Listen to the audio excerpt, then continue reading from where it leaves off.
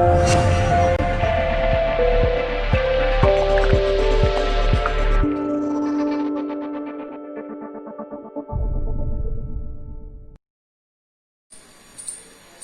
Students, तो आज हम क्लास 8 पढ़ेंगे, जिसमें हम देखो एक चैप्टर कंप्लीट कर चुके हैं।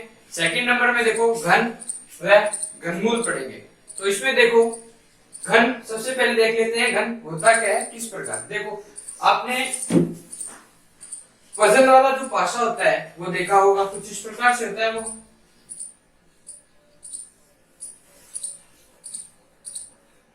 ये हमारा एक घन हो गया, ठीक है। देखो यहाँ पर इसी प्रकार इसके तीन फलक और होते हैं। तो इस प्रकार से होता है ये।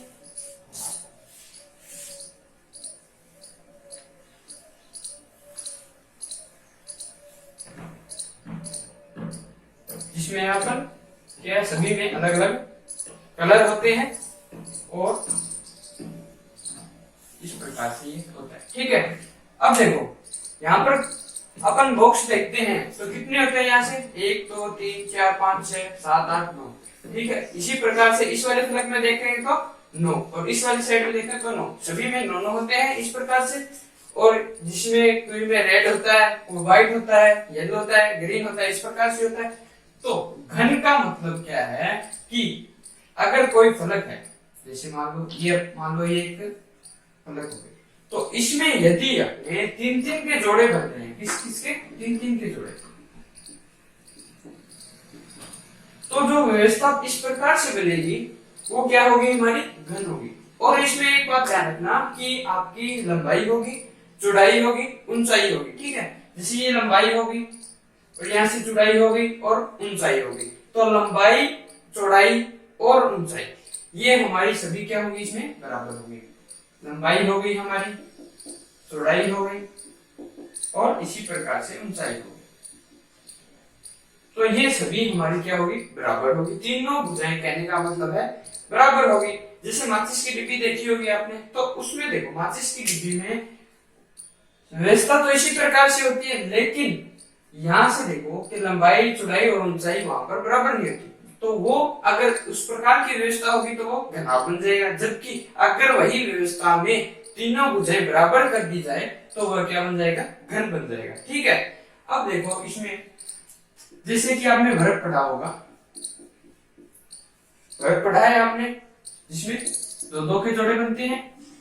और उसी प्रकार से एक प्रकार से ये मान लो उसका बड़ा भाई है, वो दो के जोड़े बनाता है, ये 3-3 के जोड़े बना देगा। समझिए बात को। जैसे यहाँ देखो 3 है, यहाँ भी 3 है, ठीक है। और इसी प्रकार से ये भी 3, तो इसी प्रकार से 3-3 के जोड़े बनते हुए हैं। जैसे अगर मैं ये कहूं कि 1 का घन, तो 1 का घन किसमें, 1 का घन कहने का मतलब है 1 की पावर 3। वर्ग बोलते हैं, स्क्वायर बोलते हैं, इसमें क्यूब बोलेंगे। जैसे इसको वर्ग बोलते हैं तो क्या लिखते हैं, जैसे 2 की पावर 2 कहने का मतलब 2 की पावर 2 वर्ग हो गया। उसी प्रकार 1 की पावर यहाँ कितना आएगा, 3 आएगा। तो 1 गुणा 1 गुणा 1 इस प्रकार से ये चलेगा। समझेगा बात को। अगर 2 की बात करें तो उसी प्रकार से ये 2 गुणा 2 गुणा 2 चलेगा। फिर 3 की बात करेंगे तो 3 गुणा 3 गुणा 3 चलेगा। इस प्रकार से ये चलता है। समझे बात को। घन हमारा क्या होगा, 3। देखो सबसे पहले ध्यान रखना कि ये 3D आकार में है, 3 भुजाओं से मिलते बनेगा, लंबाई, चौड़ाई, ऊंचाई। समझे बात को। और उसी प्रकार से तीनों क्या होगी, बराबर होगी। समझे। और अगर कोई भी व्यवस्था बनेगी तो वो 3-3 के जोड़े के अंदर बनेगी। 3-3 के जोड़े के अंदर नहीं बन रही है तो वह हमारी व्यवस्था क्या नहीं होगी, घन नहीं होगी। समझे। अब देखें इसके अंदर हमारे कुछ रखे हैं, ये हमारा हो गया। जैसे 1 की पावर 3, 1 हो गया, 2 हो गया, 3 हो गया। इसी प्रकार से 4 की पावर हो जाएगी, 5 की, 6 की, जितनी भी। अब यहां से आगे एक टॉपिक दिया गया है कि सम एवं विषम संख्याओं की घन संख्या।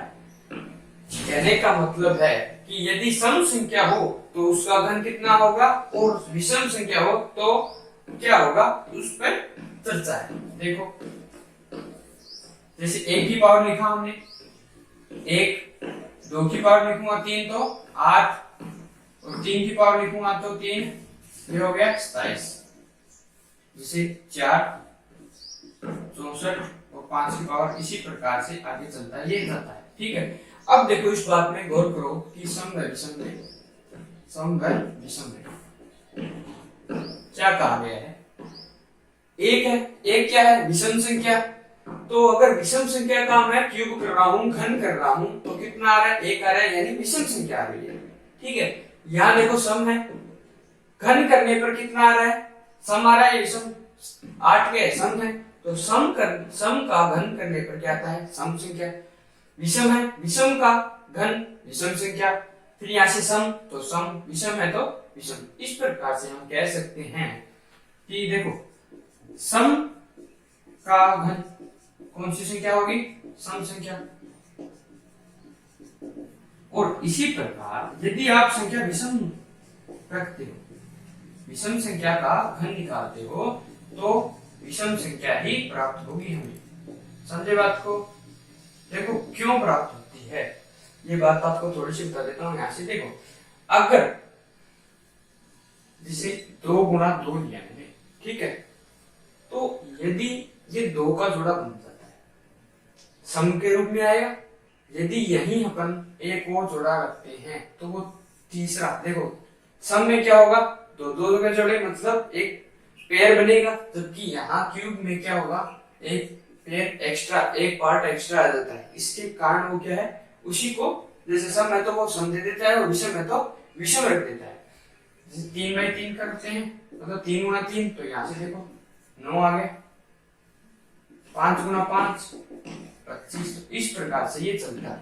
और हमारा क्यूब है तो देखो उसी का, देखो यहाँ विषम है, विषम को विषम से, फिर उसी प्रकार से विषम का गुणा विषम संख्या से होगा तो वो विषम ही प्राप्त करेगा। यहाँ से देखो विषम संख्या, और फिर विषम का विषम से ही गुणा होगा दोबारा, तो इस प्रकार में क्या प्राप्त होगा, विषम संख्या ही प्राप्त होती है।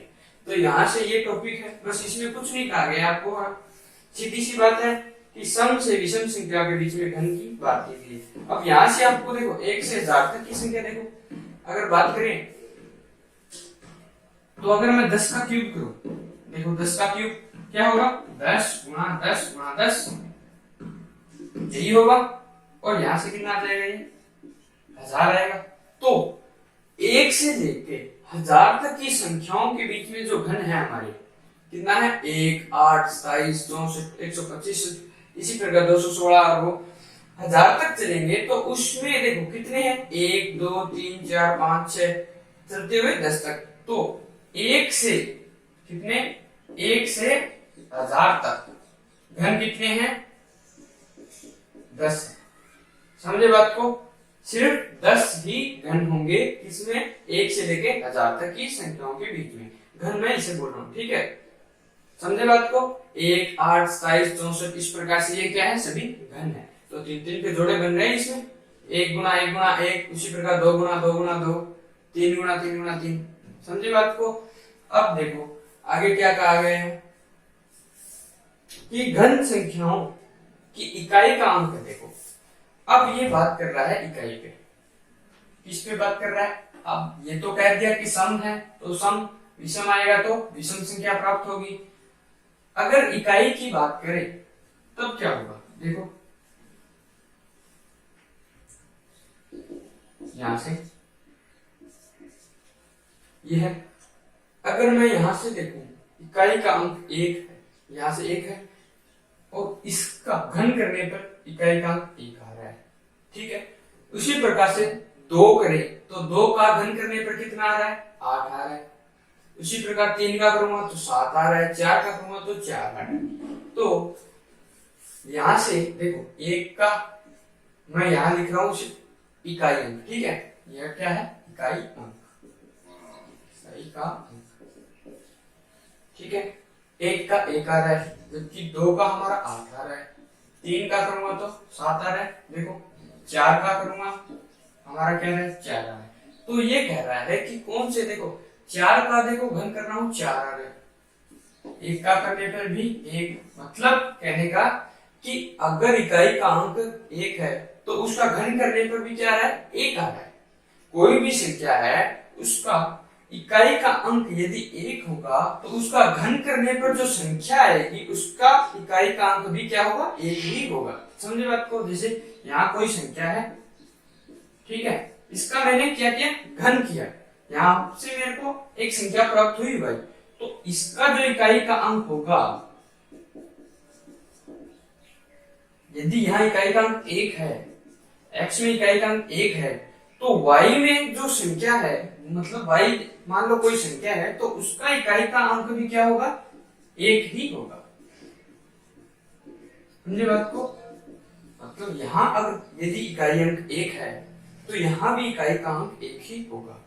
4 है तो 4 ही होगा, देखो यहाँ से 4 होगा तो 4 ही हमें मिलेगा। इसी प्रकार से देखो 5 का करूंगा तब भी हमारा क्या आ रहा है 5 आ रहा है। समझे? इसमें देखो 0 में ऊपर रख लेता हूं, चलो देखो 0 करूंगा तो 0 आ रहा है, 0 करने पे भी 0 आ रहा है, 1 करने पे 1 आ गया, 2 पे 8 आ रहा है, 3 पे 7, 4 पे 4 और 5 पे 5। 6 का करूंगा तो देखो 6 आएगा, 6 का करूंगा तब भी क्या आ रहा है 6 आ रहा है। इसी प्रकार 7 से करूंगा तो हमारा कितना आएगा 3। 8 करूंगा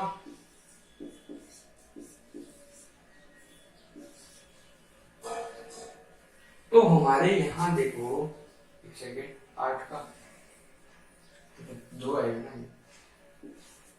और फिर 9, एक सेकेंड,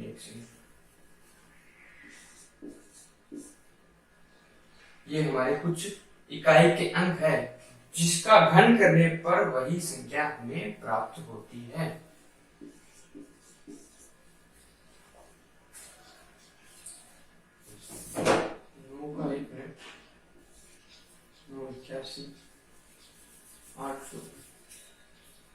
तो यहां से देखो, अगर आपका इकाई का अंक 0 है तो वो 0 देगा, इसी प्रकार से 1 है तो 1 देगा, 4 है तो 4, 5 है तो 5 और 6 है तो 6। 7 कैंसिल कर लो, 7 नहीं आएगा,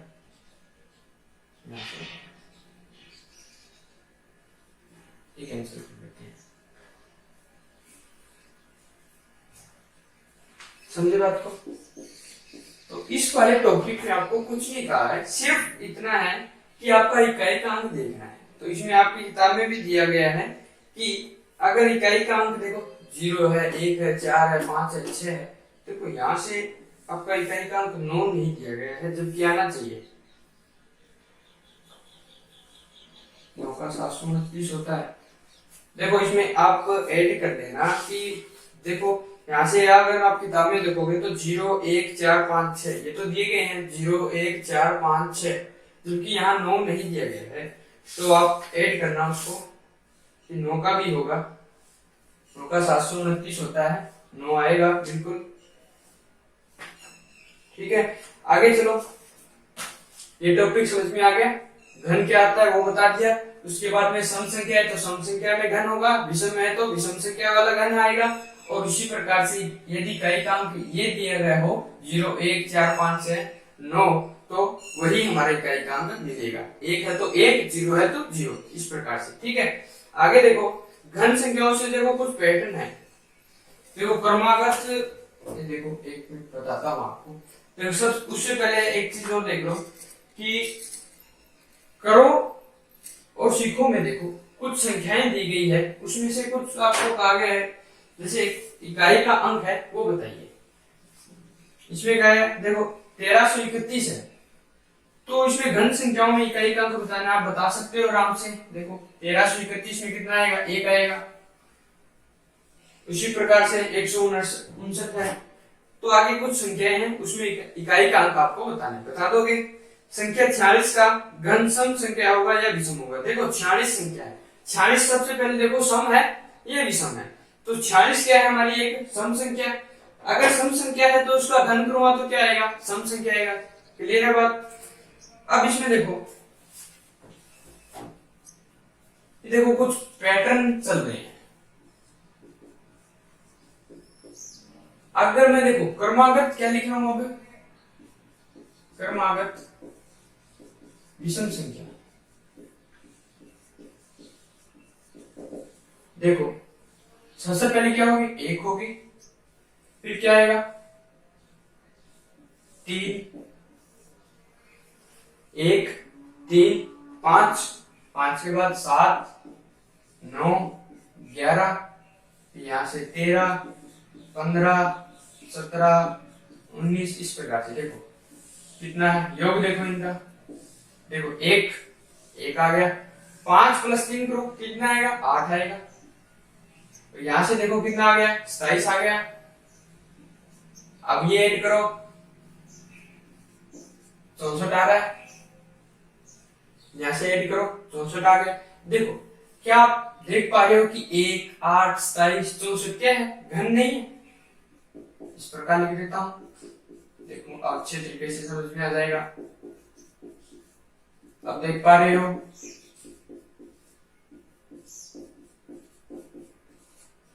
देखो इसी प्रकार से आगे चलेंगे तो 5 का, देखो 1 का क्यूब, यहां से 2 का क्यूब, ये 3 का, ये 4 का। यदि हम इसमें कुछ क्या पैटर्न क्या बनता है, सिस्टम क्या चलता है, यदि हम क्रमागत संख्याओं को इस क्रम में देखें, पहली वाली संख्या कर रहे हैं तो 1 का क्यूब बन जाता है वो।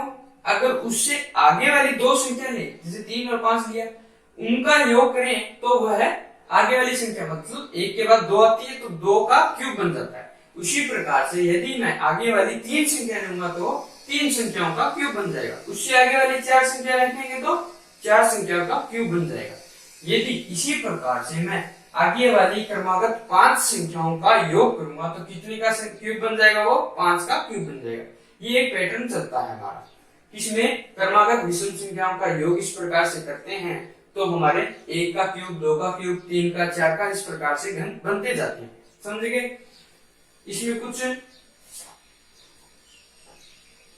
अब इस देखो ऊपर वाले जो पैटर्न है, इसमें एक कहा गया है कि ऊपर वाले दिए गए पैटर्न के अनुसार क्या है, विषम संख्याओं का योग है के रूप में प्रदर्शित करना है। जैसे 7 का क्यूब कहा गया, क्या कहा गया है, 7 का क्यूब। अब इसे क्या कहा है, अगर हम इस पैटर्न में लिखना चाहें, जैसे 4 का क्यूब है तो उसे क्या लिखा गया है, 13 + 15 + 17 + 19। उसी प्रकार से यदि मैं 7 के क्यूब का पैटर्न लिखना चाहूं तब मैं क्या करूंगा, तो एक बार ध्यान रखना किस प्रकार से चलेंगे। 1 है तो पहली वाली संख्या 1 आ गई। अब 2 है, 2 का घन किया है तो संख्या कितनी आएगी, 2 आएगी। यहाँ से देखो 2 आ गई। उसी प्रकार 3 करूंगा तो 3, 4 करूंगा तो यहाँ से 4। अब ये तो बात कंफर्म है कि 7 का क्यूब करना है तो कितनी संख्याओं का योग होगा, 7 संख्याओं का योग हमारा होगा। लेकिन वो स्टार्ट कौन से होगी ये देखना बाकी है। तो देखो 2 है तो पहले उससे पहले वाली संख्या 1 है तो एक संख्या को छोड़ दिया गया। अब 3 पर बात करें तो यहाँ से 3 आएगी, लेकिन उससे पहले कितनी संख्या आ गई, 2 आ गई, 1 आ गई, छोड़ दिया, मतलब पहली वाली 2 संख्या है वो कैंसिल हो गई हमारी यहाँ तक। इसी प्रकार से यदि यहाँ 4 आ गया तो यहाँ से देखो कितनी संख्या आ गई, 3, यहाँ 2 और 1, 6 संख्या गई। देखो 3, 2, 5 और 1, 6 संख्या गई। अब इसी में देखो 21, 23, देखो 21, 19 के बाद कितना आ गया, 21, 23, 25, 27 प्लस है 29, कितनी संख्या, 1, 2, 3, 4, 5, 5 आ गई संख्या। तो कितने का क्यूब हो जाएगा, ये 5 का।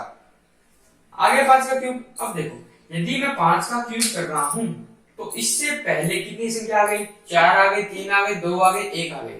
तो जोड़ो इसको, 4 और 3 7, 7 और 2 9 और 1 10, कितनी संख्या आ गई, तो 10 संख्या आ गई। तो 5 का क्यूब निकालने के लिए प्रथम 10 संख्याओं को क्या करना है, छोड़ना है, उससे अगली वाली संख्या 1, 2, 3, 4, 5, 6, 7, 8, 9, 10। समझ गए बात को, 10 संख्याएं हैं, पहली वाली उसको छोड़ दिया गया। इसी प्रकार से 7 का निकालना है तो इससे पहले कितनी संख्या आ गई, 6 आ गई, 5, 4, 3, 2, 1 आ गए। अब इन सभी संख्याओं को जोड़ लो। 1 3, 2 और 1 3, 3 3 6, 10 15 और 6 21। देखो 10 यहाँ बन गया और 11 यहाँ 21 संख्या।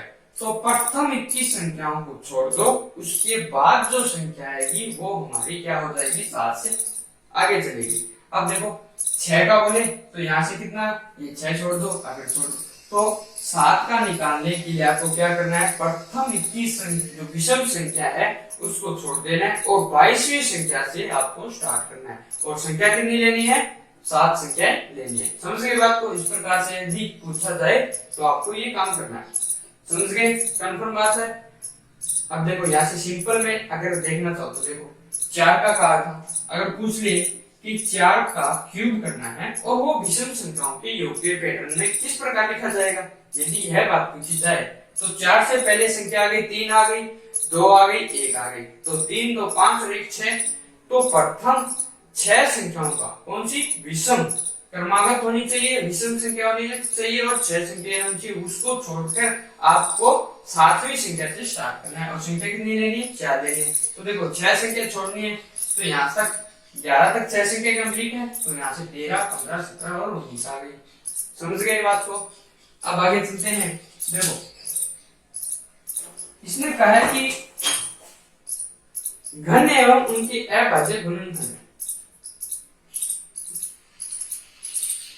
इस पे चर्चा कर लेते हैं। देखो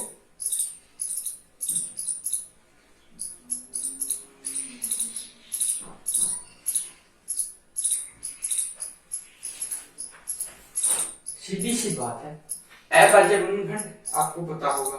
घन संख्या हमारी कुछ भी है, देखो घन संख्या है उसको चेंज करना है अभाज्य गुणनखंडों के रूप में व्यक्त करना है। तो सबसे पहले गुणनखंड यानी टुकड़े करने होंगे। कौन सी संख्या आनी चाहिए उसमें, अभाज्य संख्याएं आनी चाहिए। जैसे हम देखो 50 एक भाज्य संख्या है, 50 भाज्य संख्या है और उसे हम क्या करते हैं, इसमें चेंज करते हैं अभाज्य संख्याओं के रूप में व्यक्त करें तो क्या लिखेंगे, इस प्रकार से लिखते हैं 25 5। जैसे 50 को क्या लिख लिया हमने, 2 गुना 5 गुना 5, इस प्रकार लिख लिया। तो देखो 5 और 2 दो प्रकार की संख्या है, एक 2 है और एक 5 है। तो 2 और 5 दोनों ही क्या है, अभाज्य संख्या है। तो भाज्य संख्या को अभाज्य संख्याओं के रूप में इस प्रकार व्यक्त किया है, उसी प्रकार से आपको घन लेना है और उसे अभाज्य गुणनखंडों में व्यक्त करना है। समझे। अगर मैं देखो 8 रखता हूँ, 8 एक घन है हमारा, किसका क्यूब है, 2 का घन है, तो 2 का घन हमारा कितना है, 8 है। उसे अगर हमें अभाज्य गुणनखंडों में व्यक्त करना हो तो किस प्रकार से करेंगे, तो क्या करेंगे, 2 गुना 2 गुना 2, इस प्रकार से लिख देंगे। तो 2 हमारा क्या है, अभाज्य संख्या है, तो अभाज्य संख्याओं के गुणनखंडों के रूप में आ गया। इसी प्रकार से यदि मुझे कह दिया जाए कि 6 का निकालो तो 216 होता है, लेकिन 6 को मैं अगर क्यूब में लिखूंगा तो इस प्रकार से लिख पाऊंगा, यही बात है। लेकिन क्या 6 एक अभाज्य संख्या है, नहीं है ना। तब क्या करना है, इस भाज्य संख्या को, अभाज्य नहीं है तो भाज्य संख्या 6, इस भाज्य संख्या को भी हमें क्या करना है, अभाज्य संख्या के रूप में लिखना है। तो 6 को क्या लिख सकते हैं, 2 गुना 3 लिख सकते हैं। तो 6 को क्या लिख रहा हूँ, देखो 6 को क्या लिख सकता हूँ, 2 गुना 3 लिख सकता हूँ। तो यहाँ से लिख दो 2 गुना 3, एक तो 6 वाला ये आ गया, फिर 2 गुना 3 2 गुना 3 लिख पा रहे हैं। अब देखो 2 यहाँ 1 2 और 3, तो 2 गुना 2 इस प्रकार से लिख देते हैं, लिख लिया। और फिर इसी प्रकार अगर चाहें तो इस प्रकार से भी लिखा जा सकता है। समझ गए बात को।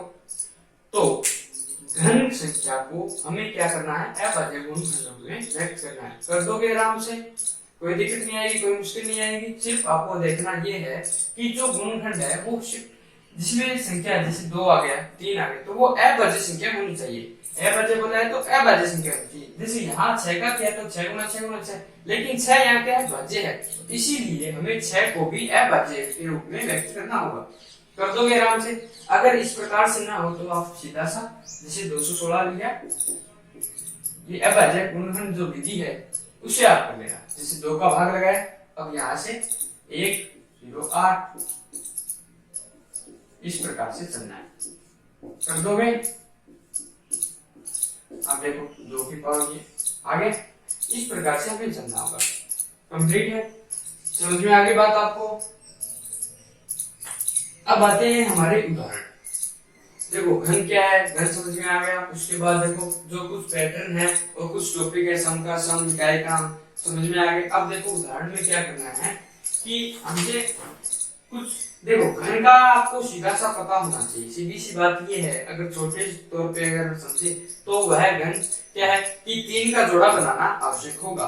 यदि वह 3 का जोड़ा नहीं बना पा रहा है 3 का, तो वह घन नहीं होगा। इस बात का हमें ध्यान रखना है। जैसे देखो 216 घन है, तो यहाँ से देखो 1 2 3, 2 का कितने जोड़े बने, 2 के लिए कितने आ गए 3, और फिर 3 के 3, तो 3 के जोड़े बन रहे हैं। जैसे 2 का जोड़ा बन गया, उसी प्रकार 3 का बन गया। लेकिन संख्या कितनी आनी चाहिए, 3 संख्याएं आनी चाहिए। 2 कितनी बार है, 3 बार। इसी प्रकार 3 तो 3 बार। यदि मैं इसी में मान लो, होगा नहीं वैसे मान लेते हैं, इस प्रकार आ जाए, तो देखो इस प्रकार आ गया, तो देखो 5 एक्स्ट्रा आ रहा है। 5 के 3 के जोड़े बनने चाहिए, जबकि 5 एक बार आ रहा है। तो इसी कारण यदि इस प्रकार से सिस्टम बन जाता है तो वह हमारा घन नहीं होगा। इसलिए घन में सिर्फ 3 के जोड़े बनने चाहिए। समझ गए बात को? आगे चलते हैं। उदाहरण देखो 729 दिया गया है और हमसे यह पूछा गया है कि वह पूर्ण घन है या नहीं है, इस पे विचार करें। तो सबसे पहले अगर हमें कोई भी संख्या का यह पता करना हो कि वह संख्या घन है या नहीं है, तो क्या करेंगे, उसमें इसी प्रकार से गुणनखंड करेंगे। क्या करेंगे, उसको अभाज्य गुणनखंडों में व्यक्त कर देंगे और फिर देखेंगे कि उसमें 3 के जोड़े बन रहे हैं या नहीं बन रहे। अब देखो 729 पे कहा गया है, एग्जाम्पल नंबर 1 है हमारा 729 में, क्या यह पूर्ण घन है या नहीं है। तो 729 के देखो क्या करने होंगे, हमें यह पता लगाना होगा सबसे पहले कि इसमें 3 के जोड़े बन रहे हैं या नहीं बन रहे। तो अभाज्य गुणनखंड के रूप में इसे व्यक्त कर लेते हैं। देखो 3 का भाग लगाएंगे सबसे पहले, यहाँ से 2 बार चला गया, फिर 4 और फिर 3 का लगाऊंगा 8 1, यहाँ से 2 7 9 3 और फिर 3। अब देखो 729 को अभाज्य गुणनखंड के रूप में व्यक्त कर रहा हूँ। 3 कितनी बार आया, 1 2 3 4 5 6 बार आया है। तो 3 गुणा 3 गुणा 3 3 और गुणा 3। अब हमें यह देखना है कि ये जो 3 है वो 3 के जोड़े बना पा रहा है या नहीं बना पा रहा। कहने का मतलब देखो 3 ने एक जोड़ा बना दिया जिसमें संख्या कितनी है, मतलब 3 सदस्य होने चाहिए। वैसे के वैसे 3 है तो 3 3, 4 है तो 4। जैसे 3 है तो 3 बार आया या नहीं आया, आ गया, एक जोड़ा बन गया। अब यहाँ देखो 3 बार आया है, 3 का जोड़ा बना रहा है, बन गया। अगर सीधी सी बात कहूं तो अगर एक जोड़ा बना रहा है तो उसमें आपके सदस्य कितने होने चाहिए, 3 होने चाहिए और तीनों ही एक जैसे होने चाहिए। कभी आप ये मत कर लेना कि 2 गुणा 2 तो है लेकिन यहाँ 3, तो ये 3 सदस्य आ गए। नहीं, आपको सदस्य अगर 2 है तो यहाँ 2 है तो यहाँ भी 2 आना चाहिए, तीनों सेम होने चाहिए। समझ गए बात को? क्लियर है बात? अब यहाँ 3 देखो, इस 3 ने भी बना रखे हैं तो हम लिख पा रहे हैं यहाँ से 3 गुणा 3 या फिर 3 की पावर 6, एक ही बात है। तो यदि हमें इस प्रकार से कहें तो देखो 3 के जोड़े बन गए हैं आराम से, तो हम कह सकते हैं आराम से कि 729 एक पूर्ण घन संख्या है। ठीक है, क्या है, एक पूर्ण घन संख्या। समझे बात को? देखो पूर्ण संख्या मतलब कंप्लीटली जोड़े बना रही है। समझे? आगे चलते हैं उदाहरण नंबर 2 पे। वो क्या कह रहा है कि 432 एक पूर्ण घन है या नहीं है, ये कहा गया है। इसी प्रकार से आपको क्या करना होगा, अभाज्य गुणनखंडों के रूप में व्यक्त करना है और देखना है कि तीन तीन के जोड़े बन रहे हैं या नहीं बन रहे। तो 432 आ गए। उदाहरण नंबर 2 में है 432, देख लेते हैं। देखो 432 को अभाज्य गुणनखंडों के रूप में सबसे पहले व्यक्त करेंगे। 2 1 6 1 0 8 54 27, 3 का चला जाएगा 9। इस प्रकार देखो अब 432 को मैं क्या लिख रहा हूँ, यहाँ से देखो 432 को 2 कितनी बार आया, 1 2 3 4 बार आया, तो 4 बार को 2, ये 4 बार 2 लगाया, तो फिर 3 कितनी बार आया, 3 बार। अब यहां से देखो आप जोड़े बनाने हैं, सदस्य कितने होने चाहिए, 3 के होने चाहिए। तो 2 का यदि मैं जोड़ा बना रहा हूं तो मुझे सदस्य लेने हैं 3, मैंने ले लिए, कंप्लीट है, यहां तक जोड़ा बन गया। उसी प्रकार से यदि मैं 3 का बनाना चाहता हूं तो ये बन गया। लेकिन यहां देखो 2 हमारा एक्स्ट्रा में पड़ा हुआ है, 2 ने बना लिया, इस 3 ने बना लिया, जबकि ये 2 हमारा जोड़ा नहीं बना पा रहा। यदि ये जोड़ा नहीं बना पा रहा तो हम कह सकते हैं 432 क्या नहीं है, एक पूर्ण घन नहीं है। समझे बात को? यदि यह 2 भी जोड़ा बना पाता तो हमारे पूर्ण घन हो जाता, जबकि यहाँ यह जोड़ा नहीं बना पा रहा है, 2 एक्स्ट्रा में है, तो यह एक पूर्ण घन नहीं है। समझ गए बात को? 432 पूर्ण घन नहीं है। क्यों नहीं है? 2 हमारा जोड़ा नहीं बना पा रहा। इस प्रकार से सोल्व हो जाएगा, कोई दिक्कत नहीं आएगी। चलो आगे चलते हैं। 5400 एक पूर्ण घन संख्या है, यदि नहीं है तो क्या कहा है, देखो 5400 एक पूर्ण घन संख्या है या नहीं है, उस पर विचार करें सबसे पहले तो। और फिर कहा गया है यदि है, देखो फिर से पढ़ता हूं क्वेश्चन कि पूर्ण घन संख्या है या नहीं है। सबसे पहले तो ये देखना, यदि ऐसी नहीं होगी तो सबसे छोटी प्राकृत संख्या बताइए जिससे हम क्या करें, 5400 को गुणा करें और वह पूर्ण घन बन जाए। जैसे 5400 कोई संख्या दी गई है हमें, देखो सबसे पहली बात तो ये कहा गया है कि इस संख्या में ये पूर्ण घन है या नहीं है। सबसे पहले तो ये जांच करते हैं। तो सबसे पहले क्या करते हैं, जांच ही कर लेते हैं। इस प्रकार से चलेंगे तो देखो आपको इसी प्रकार से करना है, समझेगी बात को? आपको कोई भी सिंपल भी होता है, देखो 54 गुणा 100 करके उस प्रकार से भी कर सकते हैं, लेकिन आप एक बार इस प्रकार ही करोगे, ठीक है? तो यहाँ से मैं भाग लगाता हूँ तो कितना हो जाएगा, 2700, और फिर यहाँ से 2 का चला जाएगा, 1 3, यहाँ से 5। अगर मैं फिर इसमें दूंगा,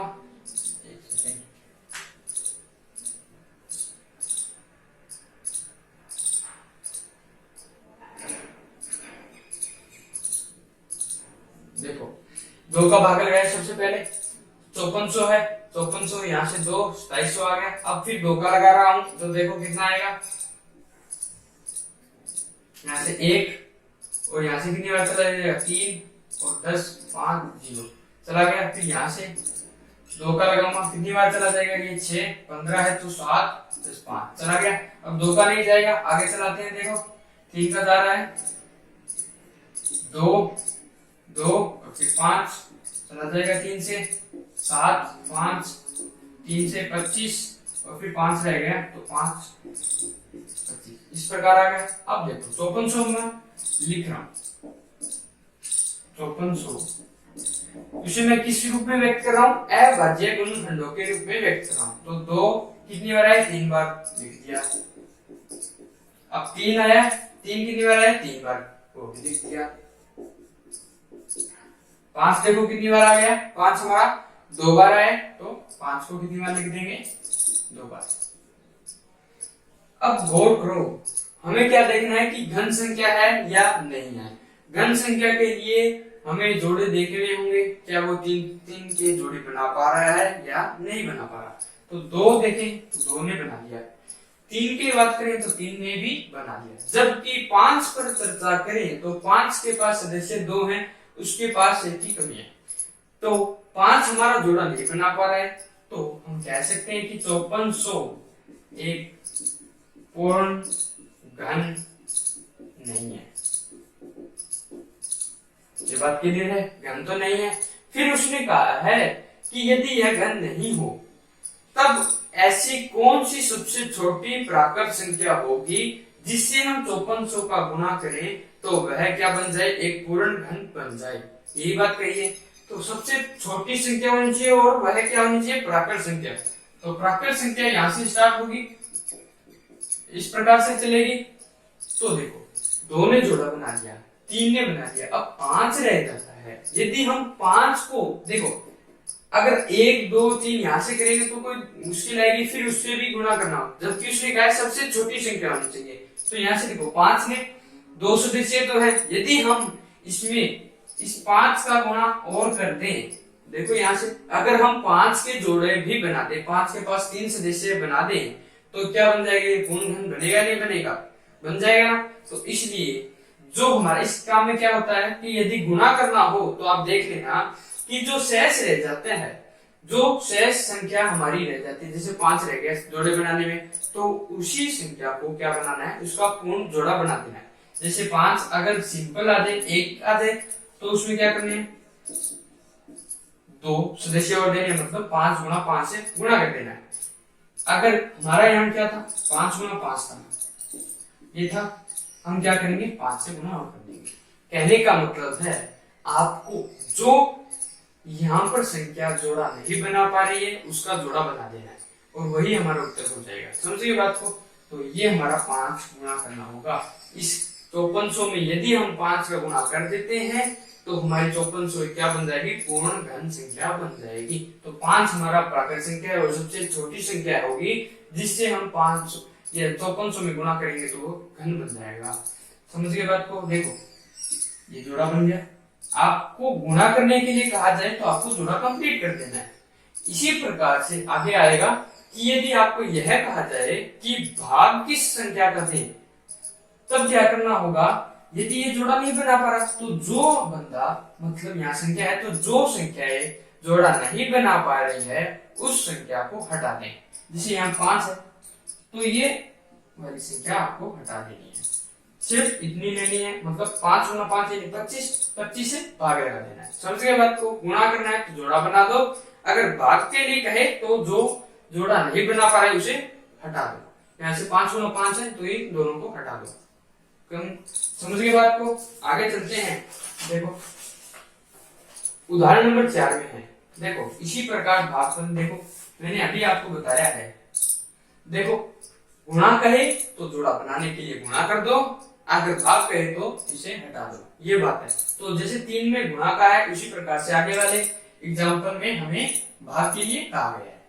तो सिंपल सा है, बस आपको ये देखना है कि कौन सा जोड़ा नहीं बना पा रहा उसे हटा देना है। कहने का मतलब उस संख्या का हमें भाग लगा देना है। समझ गए। अब आगे वाली संख्या क्या है, 1188 है ये संख्या है। तो मैं देखो डायरेक्ट लिख देता हूँ 1188। आप क्या करोगे, 1188 करोगे, फिर अभाज्य गुणनखंड करोगे। इसमें क्या करोगे, अभाज्य गुणनखंड करोगे। इस प्रकार से हमारे समझ गए बात को। मैं सीधा डायरेक्ट लिख रहा हूँ एक बार, क्योंकि मैंने आपको समझा दिया है। मैं सीधा डायरेक्ट लिख देता हूँ। देखो 2 गुणा 2 गुणा 3 गुणा 3 गुणा 3 और गुणा 11 ये आता है। तो ये हमारे अभाज्य गुणनखंड के रूप में आ रहा है। क्या है, 1188। अगर मैं बात करूं क्या यह घन है या नहीं है, सबसे पहले तो ये देखना है। तो यहाँ से देखो 3 ने तो जोड़ा बना दिया, जबकि 2 का जोड़ा नहीं बन पा रहा है और न ही 11 का जोड़ा बन पा रहा है।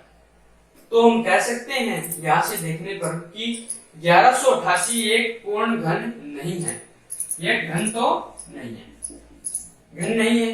अब क्या करना है, हमें वह संख्याओं से मतलब भाग देना है जिससे यह क्या बन जाए, घन संख्या बन जाए। तो देखो भाग के लिए मैंने क्या कहा था कि जो संख्या यहाँ जोड़ा नहीं बना पा रहे उस संख्या का भाग लगा दो। देखो 11 नहीं बना पा रहे, 11 को हटाना है, 11 को हटा देना और यहाँ से 2 को हटा देना। समझ गए बात को। देखो क्या करना है कि 1188 है, आपको इस प्रकार से है आपको भाग लगाना है, तो भाग किसका लगाओगे? जो जोड़ा नहीं बना पा रहा, दो नहीं बना पा रहा तो दो का। और यार ये ध्यान रखना, यदि दो नहीं बना पा रहा तो ये दो है सदस्य है तो दोनों को लोगे, न कि आप सिर्फ सिंगल दो को लोगे। ठीक है, ये बात है। तो 11 ये संख्या का हमें क्या लगाना होगा? भाग लगाना होगा। कहने का 2 दूनी 4 और 11 से 44। तो 44 संख्या कितनी? कौन सी? 44। तो 44 से यदि हम 1188 में भाग लगाते हैं तो वह क्या बन जाएगी? एक पूर्ण घन संख्या बन जाएगी। समझ गए बात को? क्या करना है? सिर्फ ये देखना है यहाँ से जोड़ा बन रहा है या नहीं बन रहा। अगर बनता है तो घन हो जाएगी, नहीं बन रहा तो वो घन नहीं होगी। और भाग लगाने के लिए कहे तो जो सदस्य अकेले हैं उन्हें हटा दो। जैसे 11 है, 11 को हटा दिया। यहाँ से 2 गुणा 2 है, ये नहीं बना पा रहे तो इसे हटा दिया। कहने का मतलब भाग लगा दिया। गुणा के लिए, इसी में यदि गुणा के लिए कहे तब क्या करोगे? देखो 2 गुणा 2 है तो इसमें 2 का गुणा कर दोगे, जोड़ा बन जाएगा। और फिर यहाँ 11 है तो क्या करोगे? 11 गुणा 11 कर दोगे। तो ये वाली संख्या है जिसे हम गुणा करें तो ये क्या बन जाएगी? एक पूर्ण घन संख्या बन जाएगी। समझ गए बात को? अब देखो यहाँ से हमारी एक्सरसाइज स्टार्ट हो जाती है 2.1, जिसमें इसी प्रकार के प्रश्न आएंगे कि घन है या नहीं है, और फिर नहीं है तो गुणा करके कौन सी संख्या का गुणा करें बन जाए, या फिर भाग लगाएं तो वह घन बन जाए। ये सब पूछा जाएगा, या फिर वो इकाई वाली संख्याएं हैं। देखो प्रश्न नंबर 1 है 2.1 का, उसमें क्या कहा गया है? निम्नलिखित संख्याओं में से कौन सी संख्या घन नहीं है? अब देखो घन नहीं है तो जांच करनी होगी। जांच करने के लिए मैंने आपको क्या कहा था कि आप अभाज्य गुणनखंडों के रूप में व्यक्त करो। सबसे पहले तो देखो कोई भी एक संख्या हम रखते हैं और बाकी की संख्या को आप स्वयं करना, आपको समझ में आएगा। देखो 512 रख लेता हूं, 512 ये फर्स्ट क्वेश्चन है, फर्स्ट पार्ट है फर्स्ट का। इसमें हमें यह पूछा गया है कि यह घन है या नहीं है। जांच करनी है तो क्या करूंगा? इस प्रकार से अभाज्य गुणनखंड करूंगा इसके, यही करने होंगे, और फिर देख लेंगे जोड़ा बन रहा है या नहीं बन रहा। तो यहाँ से देखो भाग लगाते हैं 2, 5, 6, यहाँ से लगाऊंगा 1, 2, 8, यहाँ से 6, 4, 2, 32, 2 का लगाऊंगा 16, यहाँ से 8, ये हमारा 4, 2, ये बन गया। अब देखो यहाँ से आपको सिर्फ इतना देखना है कि जोड़ा बन रहा है या नहीं बन रहा। इस 2 ने तो अपने 3 सदस्य लेके एक जोड़ा बना लिया। फिर आओ इसके बाद ये वाले पे, अब इसने भी बना लिया। फिर आओ आगे वाले पे, यहाँ से देखो अब इसने भी बना लिया। तो हम कह सकते हैं देखो जोड़ा बना, 1, 2, 3 बन गए जोड़े, और कोई भी संख्या शेष नहीं है।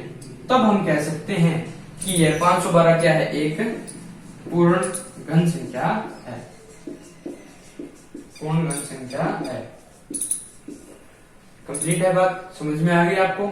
सिर्फ आपको सिर्फ इतना देखना है कि यह घन है या नहीं है। और वो किस प्रकार से देखोगे? जोड़ा बन रहा है तो है, नहीं बन रहा तो नहीं है। समझ गए? क्लियर है बात? आगे चलते हैं। मैंने इसके 3 पार्ट छोड़े हैं, आप स्वयं करोगे। देखो अगर आप स्वयं करोगे तो आपको पता चल जाएगा कि आपको दिक्कत आ रही है या नहीं आ रही है, समझ में आ गया या नहीं आ गया। अब देखो मैं कर रहा हूं तो आप देख रहे हो तो आपको लगेगा कि हाँ समझ में आ रहा है, हो जाएगा। जब तक आप स्वयं नहीं करोगे तो आपको पता नहीं चलेगा। इसलिए आप देखो बाकी के हैं वो आप पार्ट स्वयं करोगे। दिक्कत आ रही है तो कमेंट कर देना, बता दूंगा। अगर वीडियो पसंद आ रही है, मेरा पढ़ाया हुआ समझ में आ रहा है तो लाइक करें, बिना लाइक के न जाए, सब्सक्राइब करें ज्यादा से ज्यादा, ठीक है। और अगर अपने मित्र दोस्त हैं तो उनसे भी कहें कि शेयर करें इसको। समझ गए बात को? अब चलते हैं वीडियो पे आते हैं। देखो 2 नंबर में क्या कहा है? सबसे छोटी संख्या ज्ञात कीजिए जिससे निम्नलिखित संख्याओं को गुणा करने पर घन बन जाए। देखो अभी हमने गुणा पे किया, इसने कहा है कि सबसे छोटी संख्या निकालनी है जिससे गुणा करें तो वह एक क्या बन जाए? घन बन जाए। ये कहा गया। यह 108 घन नहीं है, हम जानते हैं। तो देखो अगर मैं कौन सी सबसे छोटी संख्या का गुणा करूं कि यह क्या बन जाए? घन बन जाए, तो क्या करूंगा? जिस संख्या का जोड़ा नहीं बन रहा उसको जोड़ा बना दूंगा। तो क्या करूंगा? उससे पहले अभाज्य गुणनखंड कर लेता हूं इसके, कोई दिक्कत नहीं आएगी। देखो 54, 2 का लगाऊंगा 27, 3 का 9, फिर यहाँ से 3 का आ जाएगा वही आ गया।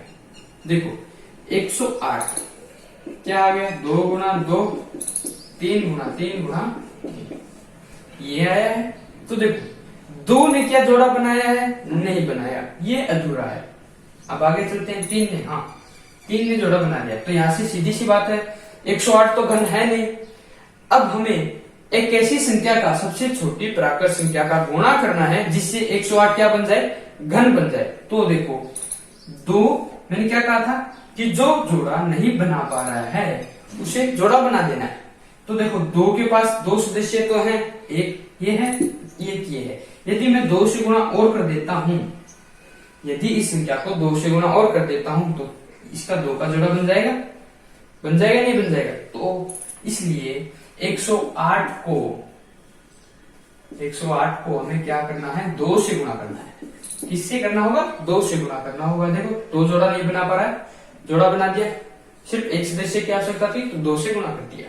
यदि यहां इस प्रकार से होता तो अब क्या करते, 3 तो बना दिया, 2 ने नहीं बनाया, तो 2 के पास सिर्फ एक सदस्य है। तो इसलिए यदि अगर 54 होता तो क्या करते, 2 गुणा 2 करते। समझ गए बात। अब 108 है तो 2 से गुणा कर देंगे।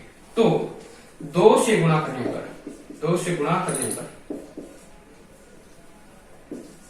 पर 108 क्या बन जाएगी, एक पूर्ण संख्या बन जाएगी, पूर्ण घन संख्या बन जाएगी। समझ गए बात को। इस प्रकार से आपको देखना है कौन सी संख्या का गुणा करना होगा। समझे बात को। यदि इसी में यह कह दूं, मैं प्रश्न में तो नहीं है, अपनी तरफ से मैं यह कह दूं कि 108 में कौन सी संख्या का भाग लगाऊं कि पूर्ण घन बन जाए, तब क्या करोगे, ये तो कंप्लीट है, इसे तो छेड़ना नहीं है। अब 2 का जोड़ा नहीं बन पा रहा था तो हम इस वाली संख्या को हटा देंगे। कहने का मतलब है कि ये 2 गुणा 2 है, इसका भाग लगा देंगे, इसे हटा देंगे तो ये 3 गुणा 3 गुणा 3 रह जाएगी और पूर्ण घन बन जाएगी। समझ गए बात को। ये करना होगा। गुणा के लिए कहे तो गुणा के रूप पे कर देना, गुणा कर देना और जोड़ा बना देना। अगर भाग के लिए कहे तो वो हटा देना उसे। समझ गए बात को। भाग लगाने कहने का मतलब है। आगे चलते हैं। देखो इसी प्रकार से इसमें भी 3 और है, आप स्वयं करोगे और दिक्कत आती है तो बता देना। देखो 3 नंबर में क्या कहा गया है, 3 नंबर में सबसे छोटी संख्या ज्ञात कीजिए जिससे उस संख्या का भाग लगाने पर पूर्ण घन बन जाए। देखो अभी गुणा किया था, अब क्या करना है, भाग करना है। तो उसी प्रकार से देखो एक ये सेकंड वाला ले लेते हैं, 250 है। देखो 250 एक पूर्ण घन है नहीं है, हम जानते हैं। तो अब कौन सी संख्या का हम भाग लगाएं, सबसे छोटी और प्राकृत संख्या भाग लगाने पर कि यह पूर्ण घन बन जाए। तो देखते हैं। सबसे पहले तो अविभाज्य गुणनखंड करोगे, 125, यहां से हमारा 5 का भाग 25 और फिर 5 5 और फिर 5। देखो अब यहां से यदि आप देखोगे तो 250 में 250 में कुछ इस प्रकार से आ रहा है, 2 गुणा 5 गुणा 5 गुणा 5। देखो 2 ने जोड़ा नहीं बनाया जबकि 5 ने तो बना दिया, कंप्लीट है। अब लगाना क्या है कि हमें एक छोटी से छोटी और प्राकृत संख्या का भाग लगाना है जिससे क्या बन जाए, 250 एक पूर्ण घन बन जाए। तो 2 जोड़ा नहीं बना पा रहा है तो 2 का भाग लगा दो, 2 का भाग लगा दो, 2 का भाग लगाएंगे, किसका लगाएंगे, 2 का, इसमें हटा देते हैं। समझ गए बात। 2 नहीं बना पा रहा है, 2 का भाग लगा दो। यदि यहाँ 2 गुणा 2 होता तो 2 गुणा 2 का लगा दो। समझ गए बात को। बस करना क्या है, 2 का भाग लगाना है, 2 का भाग लगाऊंगा 125 आएगा और 125 क्या है, एक पूर्ण घन है। समझे बात को। यदि भाग के लिए कहा जाए तो देख लेना कौन सी संख्या अकेली है जो जोड़ा नहीं बना रही, उसका भाग लगा दो। समझ गए बात को। जोड़ा है उसे रख लो, बाकी सभी का भाग लगा लेना है, बस इतना काम करना है। इसमें भी 4 पार्ट दिए गए हैं, एक मैंने करवा दिया, तीनों आप सेम करोगे, ठीक है। अब देखो 4 नंबर क्वेश्चन है, लास्ट है शायद, हाँ लास्ट नंबर क्वेश्चन है, उसमें क्या करना है तो देख लेते हैं। 4 नंबर में है क्या, देखो रेहान ने क्या करता है, साबुन की फैक्ट्री में काम करता है। वह घनाकार साबुन को जमाकर एक घन बनाना खेल रहा है, मतलब एक खेल खेल रहा है जिसमें वो क्या कर रहा है, घनों को रख रहा है और एक घन बना रहा है। साबुन की टिकिया है उसको रखते हुए घन बना रहा है। तब बताइए कि 216 साबुन जमाने हो तो बनने वाला जो घन है उसने कितनी साबुन लगा दी, साबुन की टिकिया कितनी रख दी, 216 रख दी और उससे एक घन बना दिया। अब वो कह रहा है कि जो सामने वाली पंक्ति होगी, मतलब ये जो पंक्ति आएगी आपके सामने, ये वाली जो पंक्ति आएगी उसमें आपको कितने साबुन होंगे, आपको कितने साबुन दिखेंगे। कहने का मतलब है कौन सी पंक्तियां, 216 पंक्तियां, 216 टिकियां। अब देखो एक बात मैं आपको बताता हूँ किस प्रकार से इसने जमाया। देखो अगर इस प्रकार से घन बनाना होगा तो मैंने कहा था 3/3 से चलता है। और एक बात देखो, अगर मान लो ये घन है, एक घन है, मान लो इसकी भुजा कितनी है, 2 है, कितनी मान ली मैंने, 2 है। तो यहां से 2 भुजा का घन है यदि, तो यह घन है तो ये भी 2 होगी और यहां से ये भी 2 होगी हमारी, इस प्रकार से होगा ना। तो अगर 2 है तो 2 का क्यूब 8 होता है। कहने का तात्पर्य यह है कि इसमें 8 बॉक्स होंगे जिसको आपस में जमाया गया होगा और उसने घन बनाया, ठीक है। इस प्रकार से चलता है, ये हमारा कुछ इस प्रकार से होगा, समझे। देखो 1 2 3 4 उसी प्रकार से पीछे आ जाएंगे 4 और 4 4 8 बना के क्या बना देंगे, घन बना देंगे। अगर मैं इसी में देखो ये कर दूं, अगर मैं 3 3 के बनाना चाहूं तो क्या करूंगा, देखो यहाँ 3 आ गया जबकि यहाँ नहीं आया तो ये बन गया ना, तो ये सतह हो गई। तो 1 2 3 1 2 3 और 1 2 3, समझे। अब इसी प्रकार से ये तो फ्लैट में आ गया, नीचे आ गया, इसी प्रकार से देखो 3 3 के बन गए, उसी प्रकार से एक यहाँ, फिर इसके ऊपर एक, फिर उसके ऊपर एक और लेयर बन जाती है। फर्स्ट लेयर आ गई, 9 आ गई इसमें, और उसी प्रकार से ऊपर वाली में 9 और फिर ऊपर वाली में 9, इस प्रकार से चलेगा, समझ गए बात को। तो इस प्रकार से इसने टिकिया कितनी रखी है, 216 रखी है। जैसे मैंने मान लो यहाँ रखा, तो यदि मैं 2 2 का बनाना चाहूंगा तो मैं ये कर देता हूँ, देखो 2 2 रखी। अब इसके ऊपर क्या करूंगा, 2 2 और रखूंगा, तो यहाँ ऊपर 2 और आ गए, इस प्रकार से यहाँ ये वाला कंडीशन बन जाएगी, समझे बात को। 4 यहाँ है, उसके ऊपर 4 है, तो देखो यहाँ भी 2 है, यहाँ भी 2 होगी। कल्पना करें कि यहाँ 4 टिकिया है, उसके ऊपर भी 4 टिकिया है, तो देखो सामने से आपको कितनी टिकिया दिखेगी, 4। अगर इस साइड से देखे तब भी 4। अगर मैं पंक्ति में बात करूं, मतलब इस वाली लाइन में, तब देखो एक यहाँ होगी, एक यहाँ होगी, 2 होगी। अगर मैं ऊपर से देखूंगा तब भी एक यहाँ, एक यहाँ, 2 2 की होगी। और उसमें 2 2 की पंक्तियां बनते हुए आपको टिकिया कितनी रख ली, आपने 8 रख ली। उसी प्रकार से उसने टिकिया कितनी रखी, 216 रखी, 216 रखी है। कहने का मतलब है देखो 8 है तो पंक्ति में कितनी आई, 2 आई। उसी प्रकार से अगर 3 3 का होगा तो देखो 9, फ्लैट में 9 आ गई, उसके ऊपर एक 3 3 का करना है तो 9 यहाँ आ गई, उसके ऊपर आएगी एक लेयर और उसमें कितनी होगी, 9, और फिर एक और आएगी उसमें भी 9 हो जाएगी। जैसे नीचे वाली में 9 होगी, उसके ऊपर एक और लगाऊंगा 9 और फिर यहाँ 9। क्यों, क्योंकि ये पंक्ति कितने की है, 3 की है। तो यदि यहाँ 3 बॉक्स हैं तो इसके ऊपर भी कितने होंगे, 3 होंगे।